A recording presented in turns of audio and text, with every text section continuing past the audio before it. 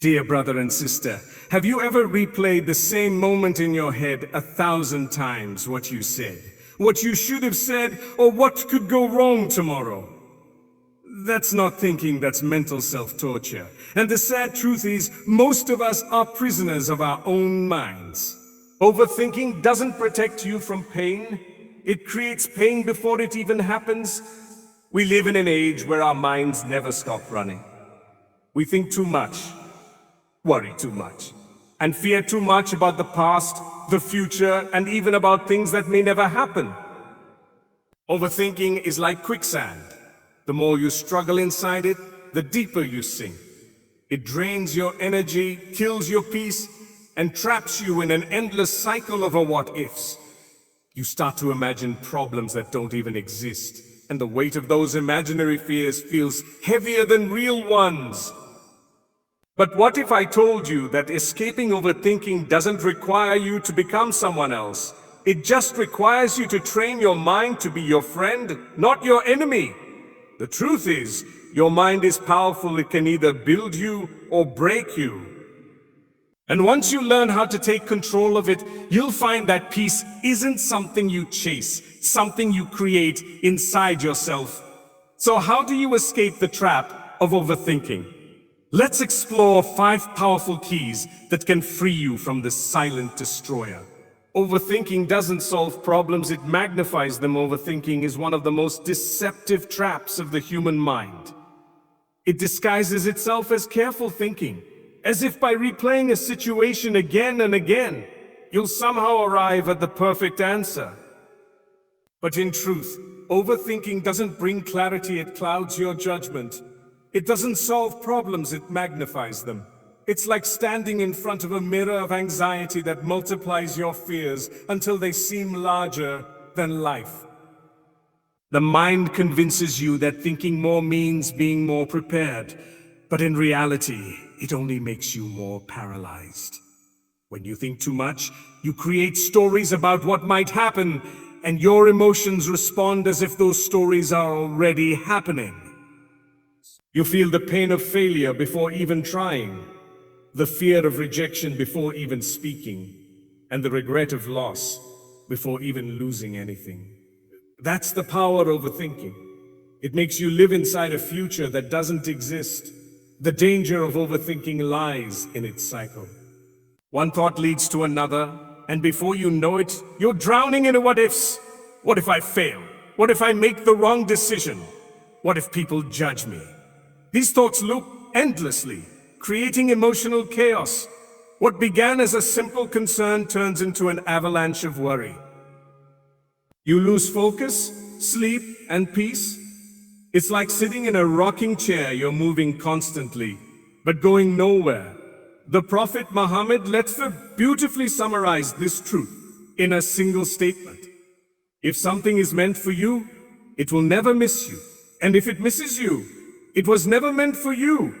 This profound reminder reveals that no amount of mental overanalysis can change what Allah has already written for you. Overthinking stems from a lack of trust in yourself, and more importantly, trust in Allah's plan. When you believe that everything happens by divine wisdom, your heart learns to rest even when your mind can't find all the answers. Psychologically, overthinking activates the same parts of the brain responsible for detecting danger. Your brain doesn't know the difference between a real threat and an imagined one.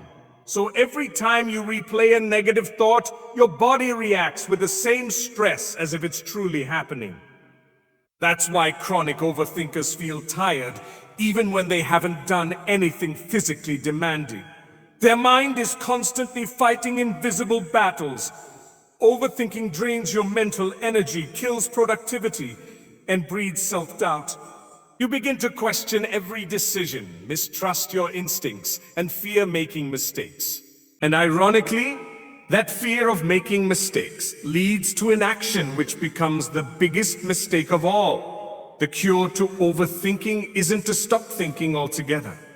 It's to think with purpose. There's a difference between reflection and rumination. Reflection is healthy. It helps you learn from your past and make wise decisions. Rumination is destructive. It keeps you stuck in the past, replaying what you cannot change. The key is to recognize when your thinking stops being productive. The moment you notice you're repeating the same thought without moving toward a solution, pause. Take a breath. Ask yourself, am I solving something right now, or am I just feeding my fear? That simple awareness breaks the cycle. True problem solving comes from a calm and focused mind, not an anxious one. When you hand your worries to Allah and take practical steps forward, peace follows naturally. It's like being in a storm. The more you fight the waves, the more exhausted you become. But when you surrender to the flow and trust that you'll reach the shore, your heart finds ease. Overthinking only magnifies your pain because it tries to control the uncontrollable. Once you realize that worrying changes nothing but your peace, you'll stop wasting your energy on what could go wrong and start focusing on what can go right. Remember, peace isn't found in overanalyzing every detail, it's found in knowing that Allah is in control, even when your mind is not. Your thoughts are not facts. Don't believe everything you think. One of the biggest reasons people fall into the trap of overthinking is because they confuse thoughts with truth. They assume that just because something crosses their mind, it must hold weight or reflect reality. But here's the truth. Your thoughts are not facts. They are fleeting patterns of perception stories your mind creates, often influenced by fear, insecurity, or past pain. The mind can be your greatest friend or your worst enemy depending on how you handle it. When you start believing every negative thought that arises, you give your mind control over your emotions, your actions, and ultimately your peace. Overthinking begins the moment you stop questioning your thoughts and start obeying them as if they were commands. Think about how easily the mind convinces us of things that aren't real. One small mistake and suddenly it whispers, "You're a failure." One person's silence and it tells you they must hate you. One delay in your plans and it screams, "You'll never succeed." These are not facts. They are interpretations shaped by fear, self-doubt, and anxiety. The more you entertain them, the more they grow. Your mind feeds on your attention. Whatever you focus on, it magnifies. If you keep giving power to your negative thoughts, they start to dominate your reality. And before long, you find yourself living in a world shaped not by what's true, but by what you think is true. The Prophet Muhammad taught us to seek protection from negative whispers, saying, "Seek refuge in Allah from the evil of the whisperer who withdraws." This whisperer, in both a spiritual and psychological sense, can be the voice inside your own mind that fills your heart with doubt, fear, and worry.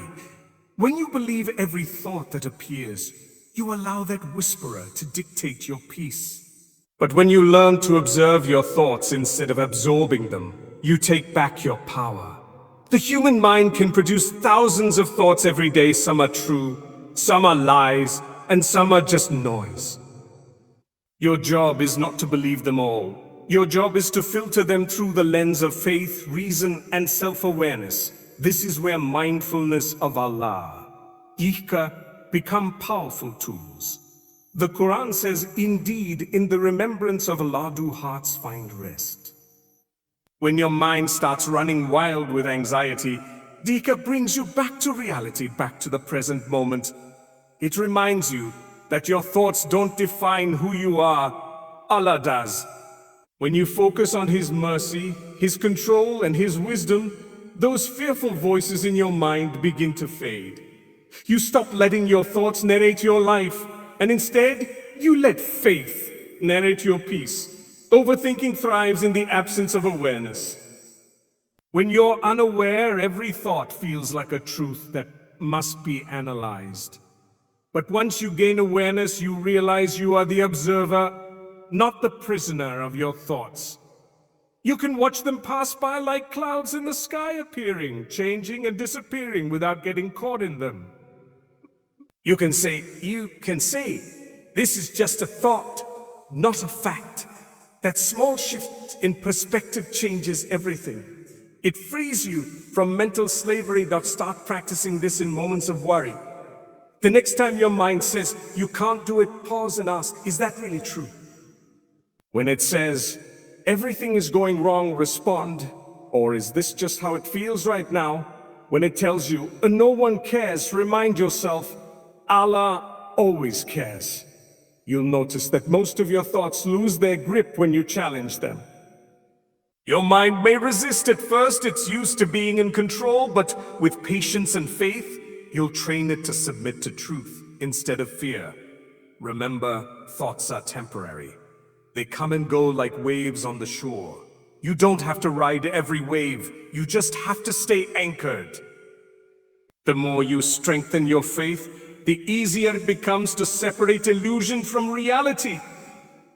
Overthinking loses its power when you understand that your mind stories are not always real. And peace begins when you start believing in Allah's plan more than your own thoughts. Let go of what you can't control. One of the deepest roots of overthinking is the desire to control everything. The outcomes, the timing, the people, and even the unseen future. But the truth is, no matter how hard you try, there are countless things in life that will always remain beyond your control. And it's this constant mental struggle, the effort to predict, manage, and manipulate what you can't that drains your peace and feeds your anxiety. Overthinking thrives where surrender is absent. The more you try to control what isn't yours to control, the more you hand over your inner calm to chaos. The mind becomes a battlefield where every what if feels like a war you have to win. But in reality, you're fighting against Allah's plan, something you can never change.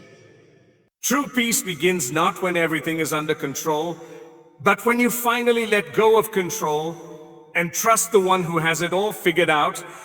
Islam teaches us the concept of tawakkul, complete reliance upon Allah. Tawakkul doesn't mean you stop working hard or making wise decisions. It means you do your part with sincerity and then release the burden of the outcome to Allah.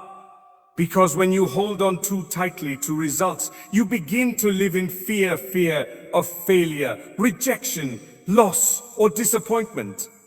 But when you live with tawakkul, your heart learns to rest even when your mind doesn't have all the answers. You begin to realize that your job is to make the effort, and Allah's job is to decide the outcome. The Prophet Muhammad said, if you were to rely upon Allah with the reliance He is due, you would be given provision like the birds. They go out hungry in the morning and return full in the evening. Birds don't sit in their nests waiting for food. They fly out and search. But once they've done their part, they trust that Allah will provide. That is the essence of tawakkul and the cure for overthinking. When you overthink, you live as if you are responsible for every detail of your life, but you're not. You can plan, prepare, and make your best effort, but there will always be a divine hand guiding what happens next. Accepting this truth is not weakness, it's wisdom. It's a shift from anxiety to faith. It's understanding that sometimes unanswered prayers, delayed plans, and unexpected turns are not punishments, but protections. When you overthink, you're trying to play the role of the planner, but that role belongs only to Allah. As He says in the Quran, they plan and Allah plans, and Allah is the best of planners. The moment you truly believe this, the need to control everything starts to fade, and your heart begins to breathe again. Think about how much energy is wasted worrying about things you can't change. The future, the past, other people's opinions. These are all beyond your control, yet they occupy most of your thoughts. Overthinking gives you the illusion of control, as if by thinking harder, you can somehow make things turn out differently. But it doesn't work that way. The more you think, the more helpless you feel because you're wrestling with something that isn't meant to be in your hands. Letting go doesn't mean giving up. It means trusting that Allah knows what you don't, sees what you can't, and is guiding what you don't understand. It means believing that whatever is written for you will reach you, even if it seems impossible, and whatever isn't meant for you will pass by, even if you chase it endlessly. It's standing in the storm and knowing that the one who controls the wind is also protecting you. It's walking through uncertainty with calmness because your faith is stronger than your fear. When you practice surrender, your mind stops spinning in circles of worry. You stop asking a what if and start saying Alhamdulillah. You stop panicking over outcomes and start praying for guidance. This shift doesn't just bring peace, it brings clarity. Because when you stop trying to control everything, you finally create space for Allah's plan to unfold beautifully. Remember, the more you trust Allah, the less you need to understand everything. And that's where true peace, the kind that overthinking can never give you, begins. Live in the present, the mind's true freedom. One of the greatest causes of overthinking is the mind's inability to stay in the present moment. Most people live either in the shadows of the past or the fears of the future. They replay old mistakes, regret missed opportunities, and worry endlessly about what might go wrong tomorrow. As a result, they completely miss the beauty of what is happening right now. Overthinking is a thief. It steals your peace from the present and buries it under what ifs and what was. The truth is, life only ever happens in this very moment. The past is gone, the future is unknown, and the present is the only time where you truly have control, choice, and clarity. Yet, because of overthinking, many people spend their lives everywhere except here, trapped in the illusion of yesterday and the anxiety of tomorrow. The human mind naturally wanders. It replays painful memories as if reliving them will change them. And it imagines worst-case scenarios as if worrying about them will prevent them. But both are illusion. No amount of thinking can rewrite the past or predict the future. The more you feed these thoughts, the more you strengthen the habit of mental escapism. You start to live in your head instead of your life. The Prophet Muhammad gave us timeless wisdom when he said, "If you wake up in the morning, don't worry about the evening. And if you reach the evening, don't worry about the morning." This is not just advice about time, it's guidance for peace. It's a reminder that happiness and calm are found in living one day at a time, moment by moment, with awareness and gratitude. When your mind is stuck in the past or lost in the future, your soul is absent from the now, and that's where true suffering begins. Overthinking creates a false sense of control. You think that by mentally preparing for every possible outcome, you'll protect yourself from pain. But what it really does is multiply pain before it even arrives. You end up suffering twice, once in your imagination and once in reality. The future that you keep fearing doesn't exist yet, and the past that haunts you doesn't exist anymore. So why allow both to destroy the only thing that truly exists, the present moment? Learning to live in the now is not about forgetting your past or ignoring your future.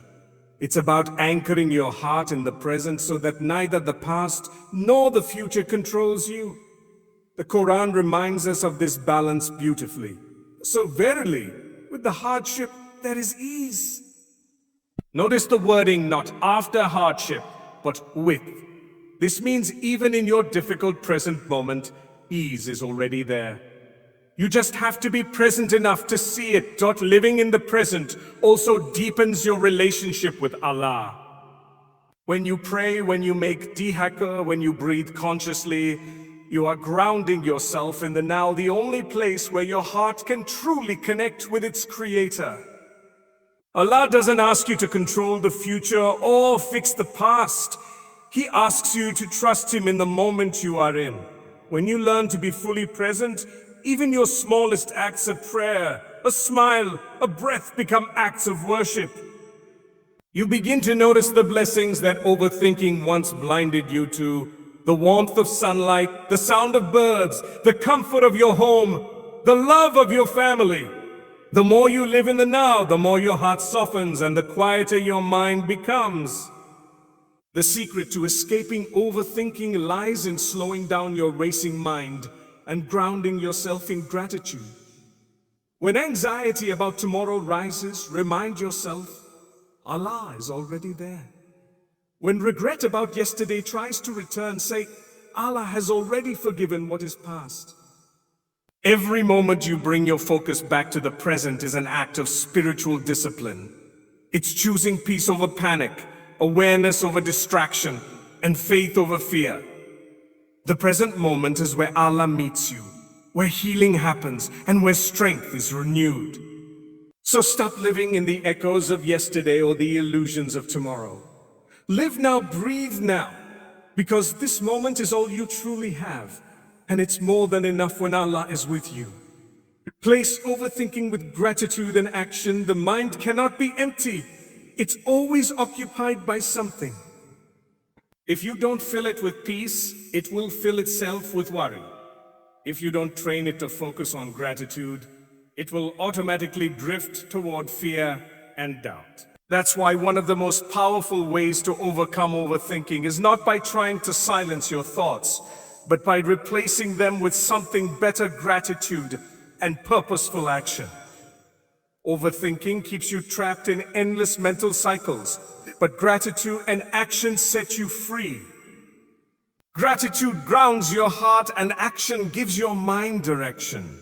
Together they create balance, one that transforms anxiety into peace and uncertainty into trust. When your thoughts begin to spiral, pause and focus on what's still right in your life. Gratitude is a shift in perspective. It doesn't erase your problems, but it changes the way you see them. When you focus on what you have instead of what you lack, your heart softens and your mind finds rest. The Quran reminds us of this powerful truth. If you are grateful, I will surely increase you. Notice how Allah ties increase of blessings, peace, and clarity directly to gratitude. The more thankful you are, the less room your heart has for fear. Gratitude silences overthinking because it directs your attention away from what's uncertain and toward what's already been provided. When you say Alhamdulillah sincerely and consciously, you're not just praising Allah with your tongue. You're calming your soul with trust. You're reminding yourself that even in chaos, there's mercy. Even in waiting, there's wisdom. Overthinking is often a symptom of inactivity. When you stay stuck in your head, your mind begins to overanalyze everything because it has no direction. Pure action. Action, even in small steps, breaks the cycle of overthinking. When you act, you move from mental noise to physical clarity. For example, if you're overthinking a decision, instead of replaying every possible outcome, make a plan and take one small step forward. If you're anxious about your future, take action in the present. Study, work, pray, improve. Once you're in motion, the fear loses its grip because the mind has a task to focus on. It's impossible to stay stuck in worry while you're actively creating progress. The Prophet Muhammad literally said, "Tie your camel and then put your trust in Allah."